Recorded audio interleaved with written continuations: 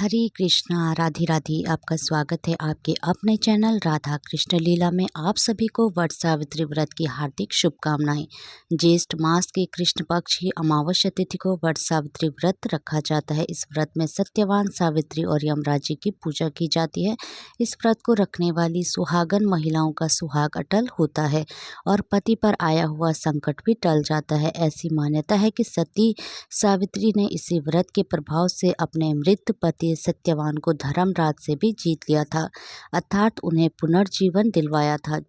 तो आज की इस वीडियो में आपको सुनाने जा रही हूँ सत्यवान और सावित्री की पौराणिक कथा। जो भी भक्त इस कथा को सच्चे मन से सुनता है, भगवान की कृपा से उनके पति की आयु लंबी हो जाती है और उनके पति पर आए हुए संकट सदा के लिए दूर हो जाते हैं।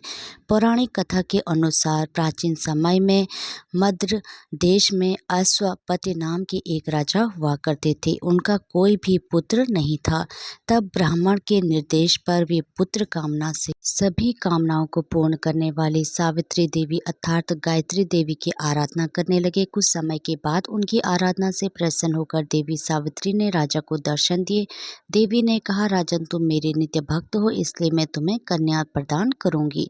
मेरी कृपा से तुम्हें सर्वगुण संपन्न सुंदर कन्या की प्राप्ति होगी। ऐसा कहकर वो आकाश में बिजली की तरह अदृश्य हो गई। उस राजा को मालती नाम की पतिव्रता पत्नी थी। समय आने पर वह गर्भवती हुई और उसने सावित्री के समान रूप वाली एक कन्या को जन्म दिया।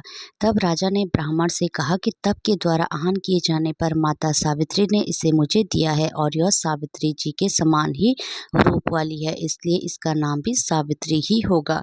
तब उन ब्राह्मणों ने उस कन्या का नाम सावित्री रख दिया।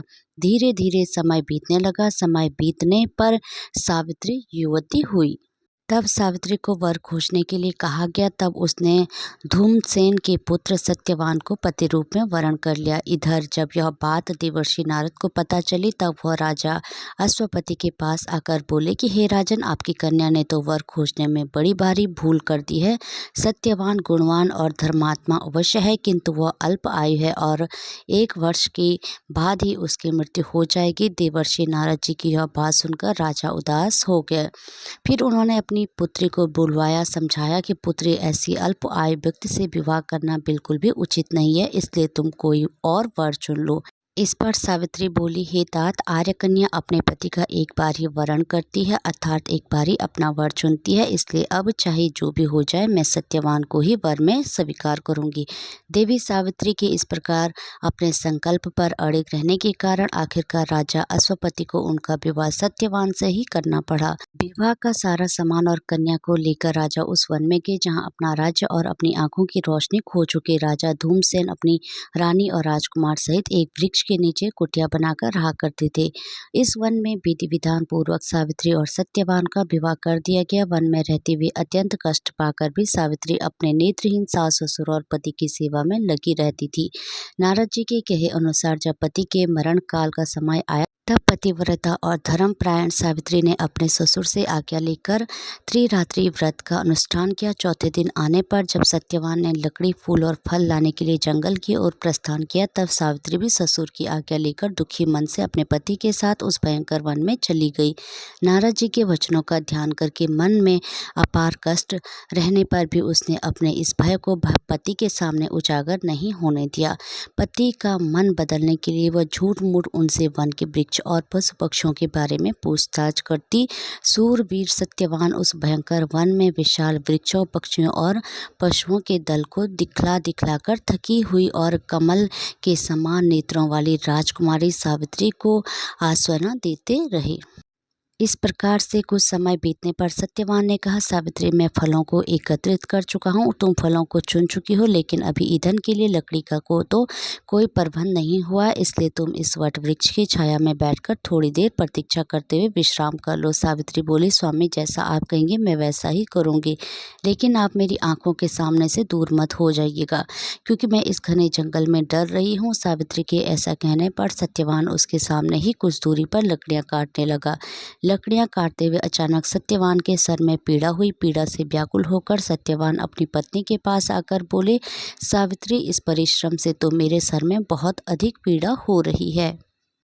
ऐसा लग रहा है जैसे मैं अंधकार में जा रहा हूँ। इस समय मैं तुम्हारी गोद में सर रखकर सोना चाहता हूँ। सावित्री से ऐसा कहकर सत्यवान उसकी गोद में सर रखकर सो गए।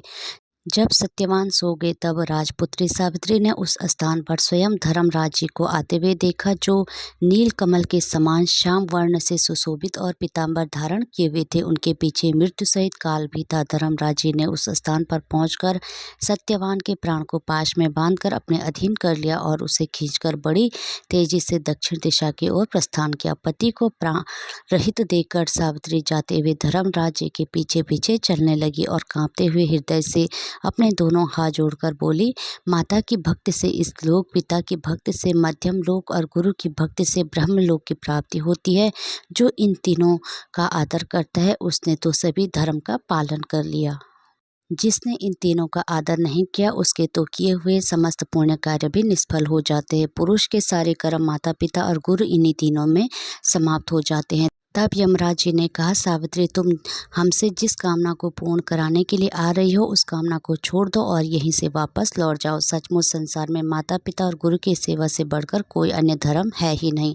तुम्हारा पति गुरुजनों की पूजा में निष्ठा रखने वाला है, किंतु तुम्हारा इस प्रकार से मेरे पीछे पीछे आना मेरे काम में बाधा डाल रहा है, इसलिए तुम लौट जाओ। लेकिन सावित्री बोली, हे धर्मराज जी, स्त्रियों का पति ही देवता होता है, पति ही उसको शरण देने वाला है। इसलिए साध्वी स्त्रियों को अपने पति का अनुगमन करना चाहिए। पिता, भाई तथा पुत्र परिमित संपत्ति देने वाले होते हैं, किंतु पति अपरिमित संपत्ति का दाता है। भला ऐसे पति ही कौन सी स्त्री पूजा नहीं करेगी। सुरोत्तम, आप मेरे पति को जहाँ लेकर जा रहे हैं मुझे भी वहीं लेकर चलिए, नहीं तो मैं अपने प्राण त्याग दूंगी। तब यमराज जी ने कहा, हे पतिव्रता, मैं तुम पर बहुत प्रसन्न हूँ, इसलिए सत्यवान के प्राणों को छोड़कर तुम और कोई वर मांग लो और देर मत करो। तब सावित्री बोली, धर्म यज्ञ जो राज्य से हो गए हैं तथा जिनकी आंखों की रोशनी चली गई, ऐसे मेरे महात्मा ससुर को राज्य तथा आंखों की रोशनी प्रदान कीजिए। यमराज जी ने कहा, भद्रे, तुम्हारी यह सब इच्छा पूर्ण होगी। तुम अब बहुत दूर चली आई हो, तुम्हारे मेरे पीछे पीछे चलने से मेरे काम में विघ्न पड़ेगा और तुम्हें भी थकावट होगी, इसलिए अब तुम वापस लौट जाओ। तब सावित्री कहने लगी, हे देवश्रेष्ठ, सत्पुरुषों के साथ समागमन होने पर भला कैसी मेहनत, कैसा परिश्रम और कैसा दुख। विष, अग्नि, सर्प तथा शस्त्रों से लोगों को उतना भय नहीं होता जितने दुष्टों से हुआ करता है। जिस प्रकार सत्पुरुष अपने प्राणों का त्याग करके भी परोपकार करते हैं, इसी प्रकार दुर्जन भी अपने प्राणों का परित्याग करके दूसरों को कष्ट देने में तत्पर रहते हैं। यह जगत सत्पुरुषों द्वारा धारण किया जाता है और आप उन सत्पुरुषों के अग्रणी हैं, इसलिए हे देव, आपके पीछे चलते हुए हैं मुझे कुछ भी दुख नहीं हो रहा है। यमराज जी बोले, हे विशालाक्षी, तुम्हारी इन धर्म युक्त वचनों से मैं बहुत प्रसन्न हूँ, इसलिए सत्यवान के प्राणों के अलावा दूसरा और वर मांग लो।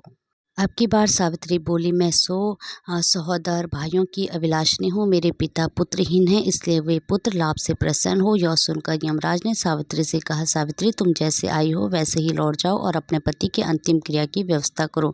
अब यह दूसरे लोक में चला गया, इसलिए तुम इसके पीछे पीछे नहीं चल सकती हो। क्योंकि तुम पतिव्रता हो, इसलिए 2 घड़ी तक और मेरे साथ चल सकती हो। सत्यवान ने गुरुजनों की सेवा करके महान पुण्य अर्जित किया, इसलिए मैं स्वयं इसे लेकर जा रहा हूँ। विद्वान पुरुष को माता पिता और गुरु की सेवा में सदैव तत्पर रहना चाहिए, उनका कभी भी अपमान नहीं करना चाहिए। मनुष्य के जन्म के समय माता और पिता जो कष्ट सहन करते हैं उसका ऋण सैकड़ों वर्षों से भी नहीं चुकाया जा सकता। इसलिए मनुष्य को माता पिता तथा गुरु की सर्वदा प्रिय कार्य करने चाहिए, क्योंकि इन तीनों के संतुष्ट होने पर सभी तपस्या संपन्न हो जाती है। भद्रे, तुम्हारी कही बातें संपूर्ण हुई, तुम्हारा काम पूरा हो गया, अब तुम लौट जाओ। तुम्हारा इस प्रकार से मेरे पीछे आने से मेरे कार्य में बाधा पड़ रही है और तुम्हें भी कष्ट हो रहा है, इसलिए मैं तुमसे बार बार ऐसा कह रहा हूँ, वापस लौट जाओ। तब सावित्री कहने लगी, हे देव श्रेष्ठ, धर्म उपार्जन के कार्य में कैसी ग्लानि और कैसा कष्ट। सावित्री की बातों को सुनकर यमराज जी बोले, विशालाक्षी, तुम्हारी इन धर्म युक्त बातों से मैं बहुत संतुष्ट हूँ, इसलिए अब तुम सत्यवान के प्राणों के अलावा अन्य कोई और वर मांग लो और देर मत करो, वापस लौट जाओ। तो सावित्री कहने लगी, देव, अगर आप वरदान देना चाहते हैं तो मैं सत्यवान के 100 पुत्रों की माँ बनना चाहती हूँ। क्योंकि लोकों में पुत्रहीन की सद्गति नहीं होती है। क्योंकि यमराज जी ने देखा कि सावित्री लगातार उनके पीछे चली आ रही है, इसलिए उन्होंने एक क्षण की भी देरी किए बिना कहा कि सावित्री, अब तुम शेष कामनाओं को छोड़कर वापस लौट जाओ और मैं तुम्हारी यह इच्छा अवश्य पूर्ण करूंगा। तब सावित्री ने कहा, धर्म अधर्म के विधान को भलीभांति जानने वाले देव, आप ही जगत के स्वामी हैं, क्योंकि आप कर्मों के अनुरूप प्रजाओं का नियम करते हैं।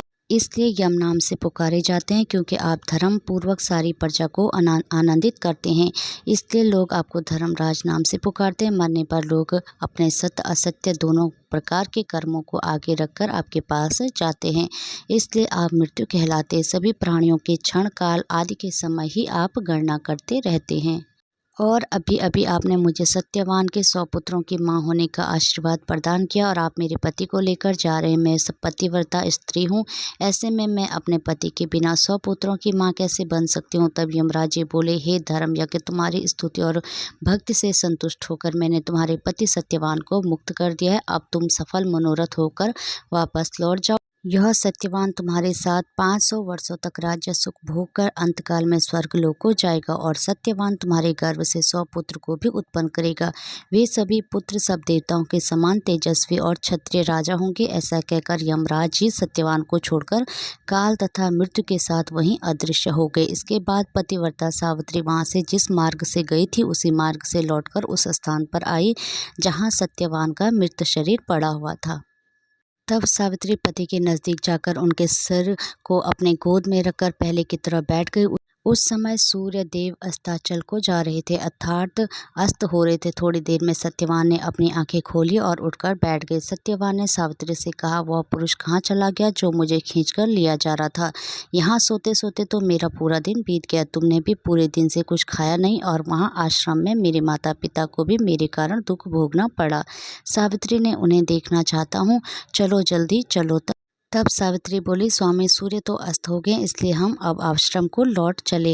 मैं वहीं सारी घटना विस्तार पूर्वक आपको बताऊंगी। ऐसा कहकर सावित्री अपने पति के साथ आश्रम में जा पहुंची। इसी समय पत्नी सहित धूमसेन राजा को नेत्र ज्योति प्राप्त हो गई। वे दोनों अपने पुत्र और पुत्रवधू को वापस आया देखकर बहुत प्रसन्न हुए। सावित्री और सत्यवान से सह पत्नी क्षत्रिय श्रेष्ठ राजा धूमसेन को प्रणाम किया। पिता ने अपने पुत्र को गले लगा लिया। उसी समय आनंदित सावित्री ने जैसी घटना घटित हुई थी उसका वर्णन किया और इस रात को अपने व्रत को भी समाप्त किया। अगले दिन प्रातःकाल राजा की सारी प्रजा सेना से ढोल नगाड़े बजाते हुए राजा को पुनः राज्य प्रदान करने के लिए निमंत्रण देने आई और यह सूचना दी कि राजा नेत्रहीन होने के कारण जिस राजा ने आपके राज्य को छीन लिया था वो राजा मंत्रियों द्वारा मारा डाला गया, इसलिए अब आप ही राजा हैं। यह सुनकर राजा सेना के सहित वहां गए और धर्मराज की कृपा से पुनः अपने राज्य को प्राप्त कर लिया और समय आने पर सावित्री 100 पुत्रों की मां बन गई। इस प्रकार पतिव्रता सावित्री ने अपने पितृपक्ष और पतिपक्ष दोनों का उद्धार किया और मृत्यु के पास में बंधे हुए अपने पति को मुक्त कराया। हरे कृष्णा, राधे राधे।